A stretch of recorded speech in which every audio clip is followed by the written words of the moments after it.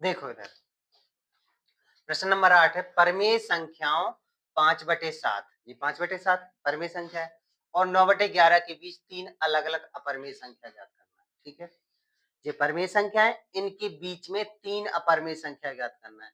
फिर बता रहे हैं परमेय संख्या जो p/q के रूप में होती है, देखो बटे में होती है, ये क्या होती है परमेय।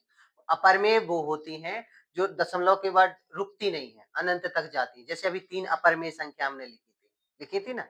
अब इन दोनों के बीच में लिखना है तीन।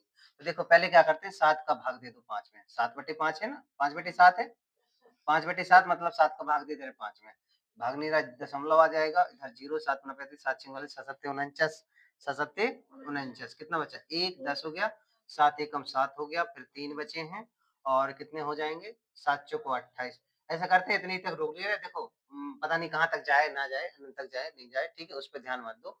ये इतना पता चल गया कि 0.714 है, ठीक है।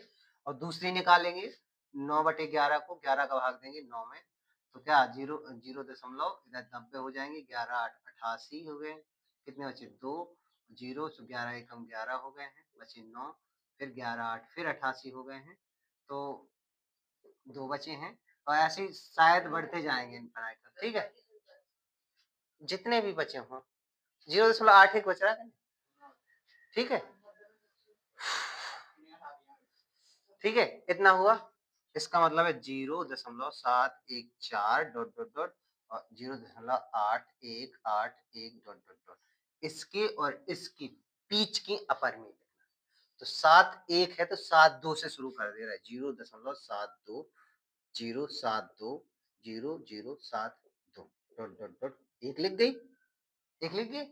फिर हम 7 3 भी लिख सकते, 7 4 7 5 7 6 8 0 तक लिख देंगे।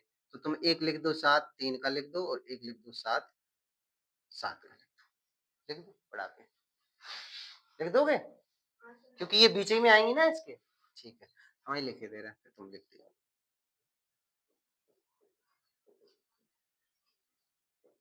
हमने 7 7 के लिखे, तुम अपनी मर्जी से कुछ भी लिख सकते हो।